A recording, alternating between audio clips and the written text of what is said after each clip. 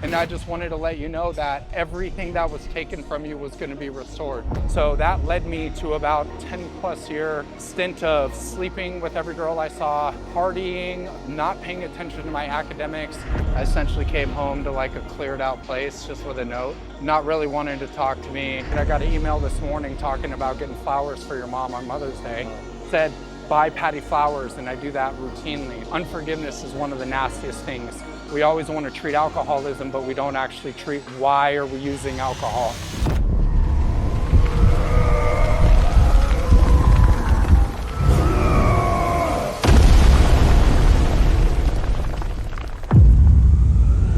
Welcome to another episode of Underload. Today, we've got Max going underload. Matt, I think we're going through a back day today. We were debating back or legs. I've seen Max work out. We're gonna see what he's strong at, and then we're gonna try to target what he's weak at.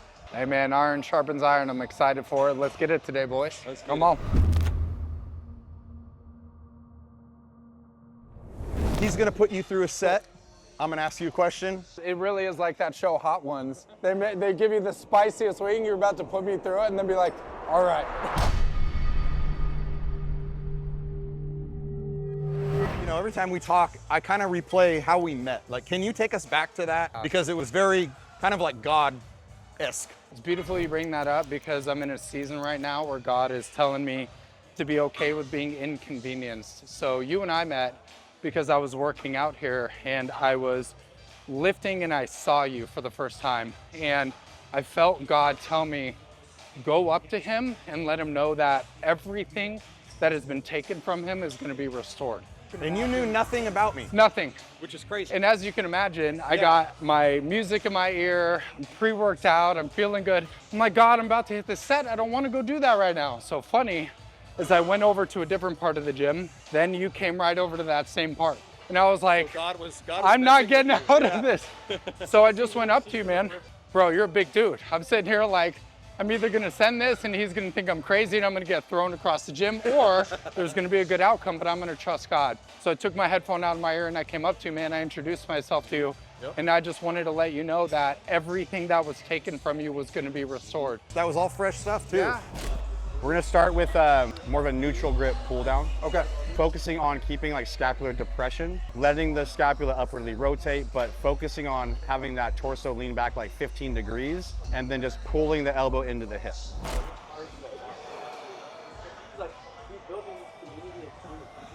And then pull back. Nice, go through more. Max growing up, when he was young, kind of to his teens, who were you? Like, who were we in the household? Were we the funny one? Were we the structured one? That's a good question, man. Growing up, I was always kind of the athlete, and when you talk about the family dynamic, it was the glue of the family. So my mom and dad had a great relationship when I was really young. Mom was a really bad alcoholic and eventually led to her dying just about 2 months ago. And through that, it really had me be the glue between my parents, helping fix their problems, mediating with my brother. So it's kind of interesting how all that plays out, because a little bit later in life, you start to notice that showing up in your relationships. Being an athlete, trying to be the glue, it really instilled this performance spirit in me where I almost needed to like perform for love or validation.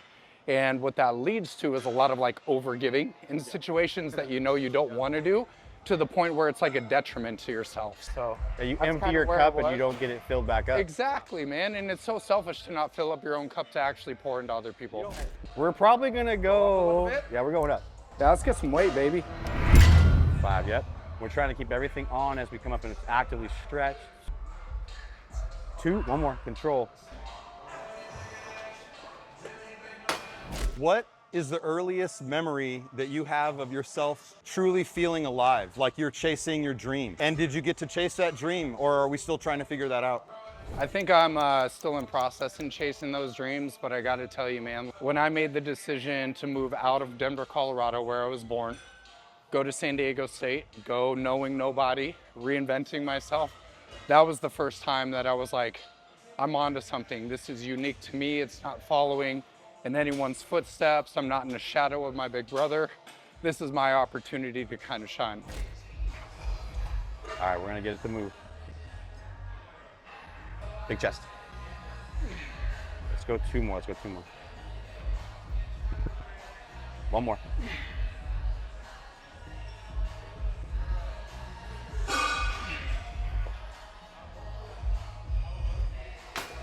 Is there anyone in your life now that was present with you kind of before you reinvented yourself going to state? If there is, like, what would you say they know about you that maybe me and Peter wouldn't, knowing you after this reinvention? It's an interesting process evolving into a new person, knowing people for over 17 years. I think a lot of people glorify staying the same and never changing up. And a lot of the times that's not what we're supposed to do. We're supposed to grow and evolve. My best friend, Nick Schrader, somebody who is amazing, lives up in Leucadia right now. He's seen everything for me, all the way from before I kind of came to Christ and changed myself and was renewed, all the way to the frat guy that was sleeping with every girl possible, drinking, putting everything up your nose, doing all that stuff. And he stayed my friend consistently. I think he would echo the sentiment that I'm just one of the most loyal people you'll ever know. If you give me a call and you need something, need me to come help out, somebody's about to jump you, I'll jump in the car and drop whatever I gotta do to come for you, man. Good, 1 more. Big stretch, open the chest, pull his elbows down and back. There you go, right there. You guys looking to train the way Peter's training Max or the way I train with Peter? You're in luck. Peter, he's got himself an online app. Click the link above. This is living proof Peter knows what he's talking about. Brought me back from injuries, tears, strains, imbalances that I've had for over 20 years. Back along the lines of faith, was there ever a time in your life where you questioned God? Like question his existence? Why have you betrayed me type feeling, anything like that? Yeah, man, you know, to be vulnerable with you, I left high school right when my parents were divorced. They had been divorcing, they had to sell their house. I had to take out a couple of credit cards to help for my mom's recovery. I was responsible for paying all of my college tuition when I thought it was gonna be covered by my parents. And I was like, God, I've been so good. I follow all the things you want me to do. I'm in church on every Wednesday and every Sunday. I'm reading in my Bible and nothing's changing. Like, why am I doing this? Yeah. And that led me to actually pledge and rush a fraternity when I got to San Diego State. And that was the first time that I officially got mad at God or didn't believe that he was working everything through good. But that was also my own ignorance because I didn't know God. So that led me to about 10+ year stint of sleeping with every girl I saw, partying, not paying attention to my academics, not cultivating good friendships. And I barely squeaked out of college, graduating. I don't want such a big stretch here. I want you to actively feel it open and then go. There you go. Where and what caused our lowest low in life? Like questioning, I don't know, existence, anything. I guess it was when my girlfriend of 7 years had broken up with me.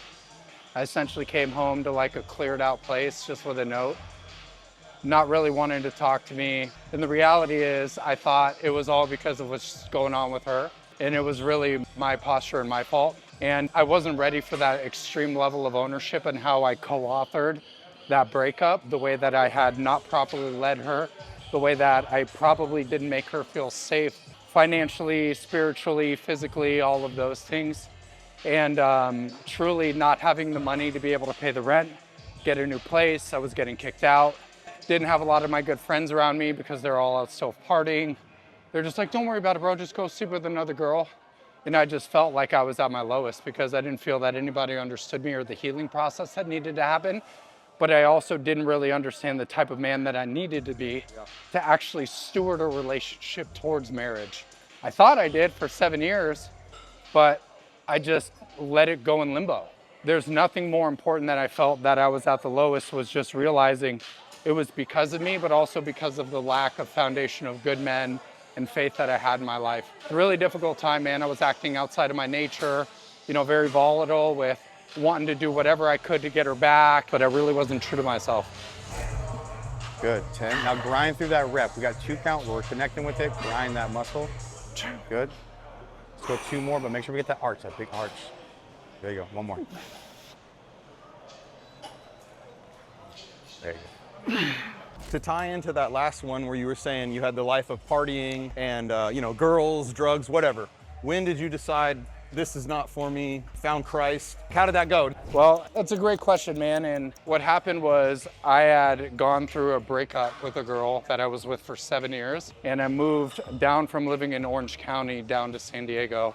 I thought changing the environment was going to be everything I needed to like get out of the funk. And then I started noticing some of my tendencies, like wanting to go party, texting that guy to get a late delivery, started popping up again. And I was literally sitting on my couch on a Sunday, hungover as all bloody hell. And I just started weeping when I was looking on Instagram because somebody I knew from the party scene was in church with her husband, her kids. They're putting their hands up, they're happy, they're renewed, they're restored. And I just felt that conviction that it was time for me to get back into church and to stop living for these like cheap dopamine, the cheap pleasures of life that really weren't fulfilling.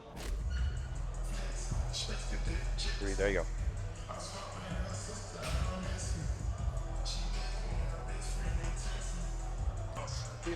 There you go. There you go. That's a pull. We'll do your pitch after this set. So I'll point. In the beginning, you had mentioned that your mom has just recently passed from a lifetime of alcoholism. Can you take us through the emotions that has caused you, just to kind of bring God into it? Were you angry with God? How does that all tie into getting over your mom passing, being okay with it, and moving on? I'm so thankful for God in my life because it gives us an eternal perspective that this is really temporary while we're here. These bodies that we build up, they go by that quick. Having that eternal perspective has really helped me process the grief in a healthy way. Not to say I didn't feel it, not to say I don't still think about it. I got an email this morning talking about getting flowers for your mom on Mother's Day. Said, buy Patty flowers, and I do that routinely. It still hurts and you go through waves of grief. But one thing that had happened for me is I actually grieved the woman that she was probably about 5 to 7 years ago when she had come into agreement that alcohol was never leaving her life. I happen to believe a lot of people get comfortable with sin that they don't want to give up. And that's something that she had gone through because of generational unforgiveness in her heart. Unforgiveness is one of the nastiest things. We always want to treat alcoholism, but we don't actually treat why are we using alcohol. Knowing all of this, it allowed me to give it to God and say, God, I know that she's in the gap. I know that she's up there with you. As difficult as it is, man, I can talk about it and feel good because her testimony shows me if we go out and we go to our brother or our sister and we say, hey, I just want to lead you to our Lord because I want you to be in heaven when I get up there and I want to see you again, that's our commission. If I never had that opportunity to go and pray with her and get her back in right with God where she had accepted him, I would be in a terrible place. Yep, gotta be there. There you go. Just don't lose it on the way out. We're sponsored by Optimum Formula. I'll make sure we get you a bottle. If you want it, we'll get you a bottle of it because it's something that I know is a game changer. Not just because we're sponsored by them, but because I've seen it. I want to help people, and I know that it helps people. I love it too, man, and I appreciate the recommendation. And look, at the end of the day, just because some is FDA approved or not, it only means that the government's getting a cut of money out of it. Sorry to say it, but that's why they're not recommending it. Hey, there's a reason Big Pharma doesn't like peptides. It's because they work.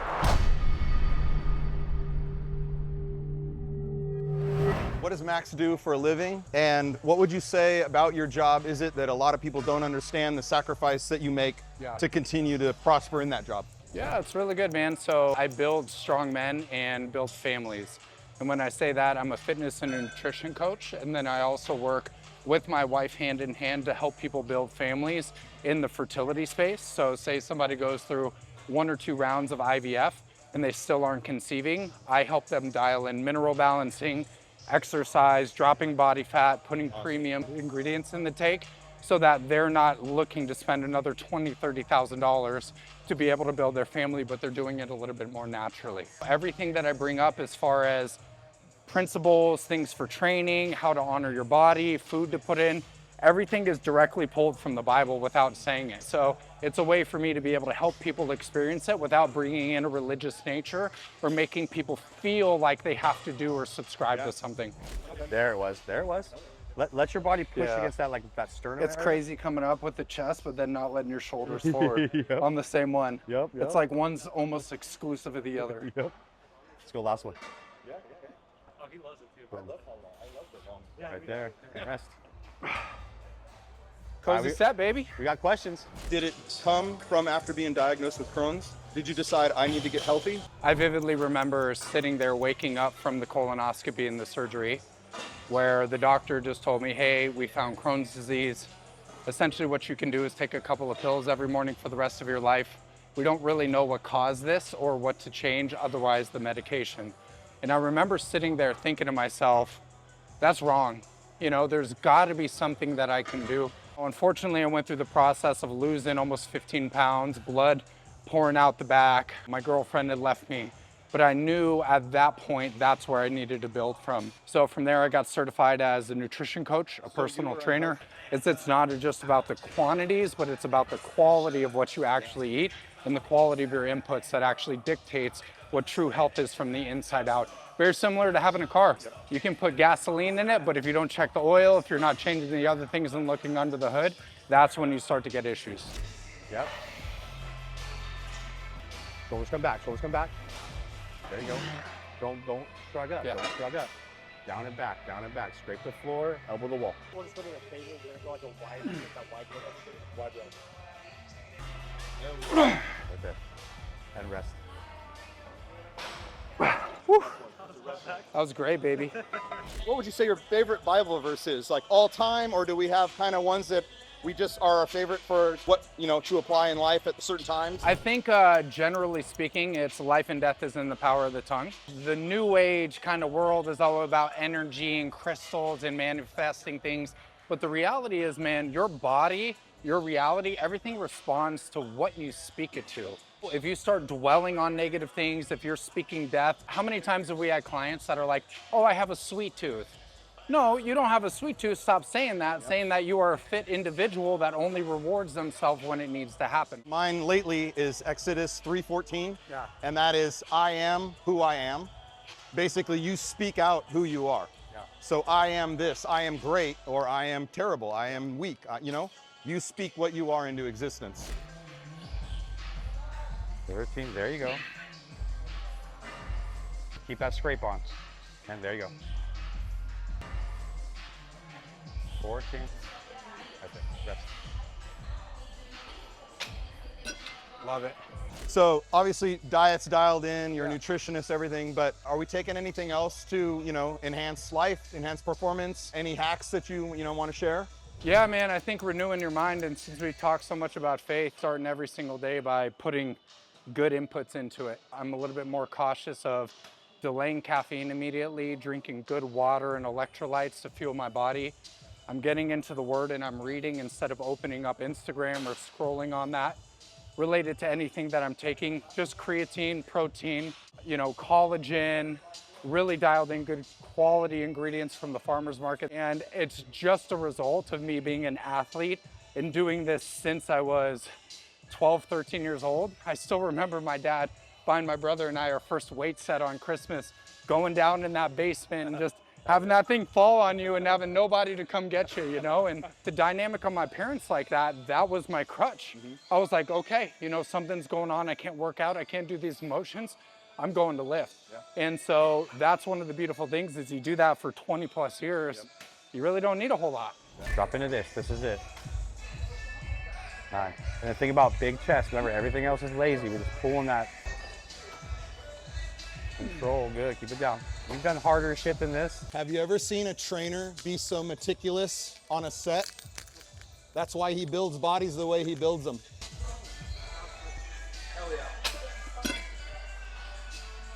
Woo. Hey, and really quick, I just want to honor you fellas. You guys are very good men. Thank you for inviting me into this. And you starting this type of a podcast and doing this format is something that's very unique and special. It's going to help so many people. So I'm going to just keep praying for favor for you guys. And thank you for being good brothers, man. I know I can always come to you guys and vice versa. You can always come to me, man. Max is a genuinely awesome guy, and I'm so glad that we got to work with him and hear his story. I'm glad God called him to come talk to me. I mean, look where we are now after that talk. It's crazy. So one of our sponsors is Optimum Formula.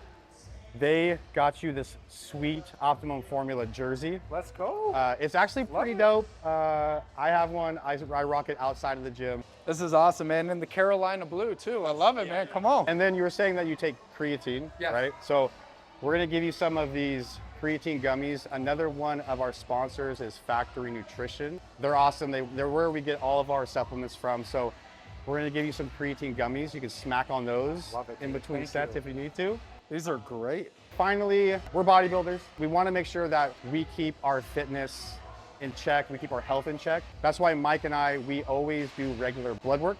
We paired with and partnered with Anabolic Insights. They are super easy, super efficient to get your blood work done. We try to do it regularly, check all of our biomarkers, make sure that we're just safe before we make a push. Shout out to Anabolic Insights for sponsoring this episode. And it's that simple. I put in mine and Peter's order online and check the box, you know, come to the house. We're gonna have them come to the house, draw our blood. It's that simple. So yeah, huge shout out to Optimum Formula, huge shout out to Factory Nutrition and Wellness, huge shout out to Anabolic Insights, to Max, to the Compound Lifting Club. Everybody in here that was super supportive and, you know, letting us do what we do. Hey, and shout out to you for watching this, putting yourself in an area where you could actually grow, learn, or get inspired. That's the number one thing, is that conviction to be your best self. Thanks, brother. I appreciate you, man. Come on. Appreciate you, brother. Thank you. That's a good one. Let's go.